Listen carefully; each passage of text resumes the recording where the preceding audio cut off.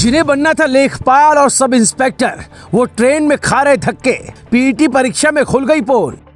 योगी सरकार ने पहले ही कहा था इंतजाम करो, फिर किसने की गलती, क्यों नहीं बढ़ाई गई सुविधा। वरुण गांधी ने उठाए सवाल, ट्विटर पर ट्रेंड हुआ पीईटी एग्जाम, आखिर ये परीक्षा जरूरी क्यों है। यूपी में रहकर सरकारी नौकरी का सपना देख रहे हैं, सोच रहे हैं कोई छोटी मोटी पोस्ट मिल जाए तो ये तस्वीरें देख लीजिए। नौकरी बाद में मिलेगी, पहले जान का जोखिम उठाना पड़ेगा। इन तस्वीरों को लोग अपने अपने तरीके से वायरल कर रहे हैं। कोई लिख रहा है योगी सरकार ने इंतजाम नहीं किया, तो कोई कह रहा है यूपी में रोजगार ही नहीं है।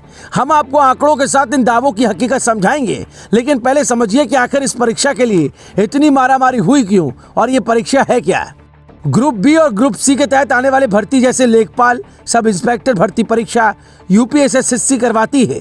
धांधली रोकने, भीड़ कम करने के लिए यूपी प्रिलिमिनरी एलिजिबिलिटी टेस्ट यानी यूपी पीईटी का आयोजन किया गया। ग्रुप बी और ग्रुप सी के लिए तैयारी करने वालों की संख्या सबसे ज्यादा है। 37 लाख अभ्यर्थी ने फॉर्म भरा। पहले ये परीक्षा सितंबर में होनी थी, लेकिन स्थगित हुई और 15-16 अक्टूबर 2 दिन की तारीख तय हुई। जैसे ही एडमिट कार्ड आया, ट्विटर पर लोग मांग उठाने लगे, सेंटर बदल दीजिए। 400 किलोमीटर दूर तक सेंटर है। सेंटर दूर रखने की वजह नकल रोकना और सेटिंग ना होने देना था। लोगों ने ट्विटर पर मांग उठाई कि योगी जी सेंटर बदल लीजिए, सेंटर बहुत दूर है, या फिर फ्री बस ट्रेन की सुविधा दे दीजिए। तब सीएम योगी ने सलाह के बाद यूपीएसएससी के सचिव अवनीश सक्सेना ने एक रेलवे और परिवहन मंत्रालय को लेटर लिखा कि उस दिन अतिरिक्त ट्रेन और बसों का इंतजाम हो और बच्चों का सफर मुफ्त हो। मतलब पहले से विभाग को पता था कि उस दिन बवाल मच सकता है, लेकिन रेलवे और बस डिपो इसे कंट्रोल नहीं कर पाए।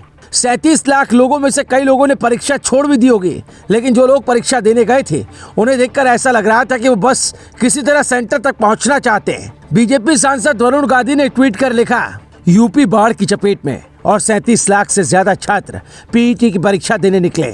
प्रश्न पत्र हल करने से बड़ी चुनौती सेंटर तक पहुँचना है।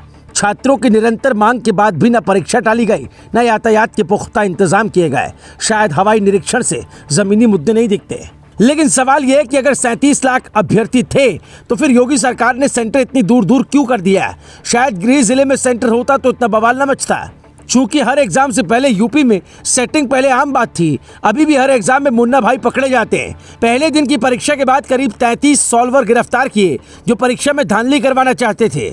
इससे पहले टीईटी में भी ऐसा ही हुआ था। कोई भी सरकारी नौकरी वाली परीक्षा बिना नकल के खत्म नहीं होती। उसकी वजह यह है कि जब भी सरकारी नौकरी की वैकेंसी आती है तो परीक्षा देने वालों की भीड़ बढ़ जाती है। कुछ लोग रियल में तैयारी कर रहे होते हैं, तो कुछ लोग घर वालों के पैसे पर तैयारी के नाम पर ऐश कर रहे होते हैं, जबकि कुछ लोग नौकरी के साथ साथ तैयारी कर रहे होते हैं। चूंकि इस देश में 50,000 महीना कमाने वालों को भी सरकारी नौकरी ही चाहिए, इसीलिए बस ट्रेन की तस्वीरें देखकर गुस्सा तो आता है, लेकिन ये नहीं समझ आता कि सरकारी नौकरी का क्रेज कब कम होगा। योगी सरकार का दावा है कि शुरुआती 5 साल में उसने 6,65,000 लोगों को सरकारी नौकरियां दी। दूसरे कार्यकाल में भी लाखों लोगों को रोजगार अब तक संगठित और असंगठित क्षेत्रों में मिल चुका है, लेकिन बावजूद उसके बेरोजगारी बढ़ती जा रही है। विपक्ष कहता है कि आंकड़ों की जादूगरी है, तो सरकार कहती है हर घर नौकरी देंगे, बस इंतजार कीजिए।